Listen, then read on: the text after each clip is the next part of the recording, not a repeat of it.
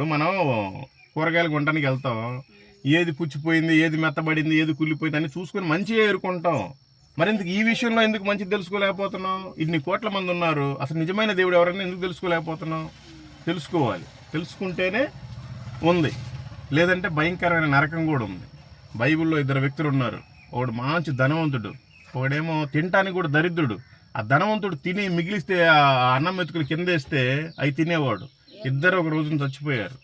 ఇద్దరు ఒక రోజున చచ్చిపోతే ఈ ధనవంతుడేమో భయంకరమైన నరకంలోకి పోయాడు, ఈ పనికి మాలిన ఈ దరిద్రుడేమో పరలోకానికి వెళ్ళాడు.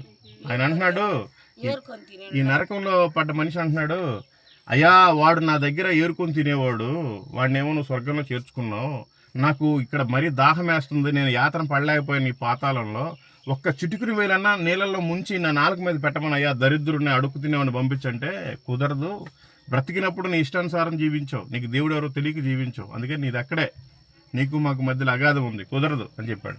సరేనయ్యా నేనంటే పోయాను, కాలిపోయాను, నాకు 5 అన్నదమ్ములు ఉన్నారు, ఆ దరిద్రుడిని ఒకసారి భూమి మీదకి పంపించాయా, ఆ భూమి మీదకి ఒకసారి పంపించాయా దరిద్రుడిని, వాళ్ళ 5 కన్నా చెప్తాడంటే నువ్వు బ్రతికినప్పుడే తెలుసుకోవాలి, ఒకసారి చనిపోయిన తర్వాత మళ్ళీ భూమి మీదకి ఎవరు రారు అనేది దేవుడు క్లారిటీ చెప్పాడు. మన వాళ్ళేమో పుట్టినవాడు గిట్టక మానదు, గిట్టినవాడు పుట్టక మానదని ఊరక కబుర్లు చెప్పుకుంటారు, కాకేమ్మ కబుర్లు అవి. మనిషికి జీవితం ఒకటే, చాలా వాల్యుబుల్. చనిపోయామా మనం దేవుడి దగ్గరికి చేరాలి, నీ ఆత్మ దేవుడి దగ్గరికి చేరాలి. అది సరేనా? తెలుసుకోండి, బాగుంటుంది. ఏమన్నా అర్థమైందా? అది మీరు ఫైనల్గా ఏంటంటే, మీరు ఏ కులమన్నా కానీ ఏ మతమన్నా కానీ నిజమైన దేవుడు యేసుక్రీస్తే, ఆయన తప్ప వేరొక దేవుడు లేడు. ఆయన నమ్ముకుంటేనేమో మీరు స్వర్గానికి వెళ్తారు, లేదంటేనేమో భయంకరమైన నరకానికి వెళ్తారు.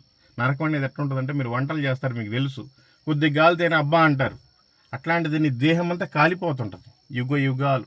అందుకని దయచేసి నమ్ముకోండి. ఈ లోకంలో ఏముంది, ఉన్నోడు మహా అంటే 4 సార్లు తింటాడు, మనకు లేకపోయినా 3 సార్లు అయినా తింటున్నాం.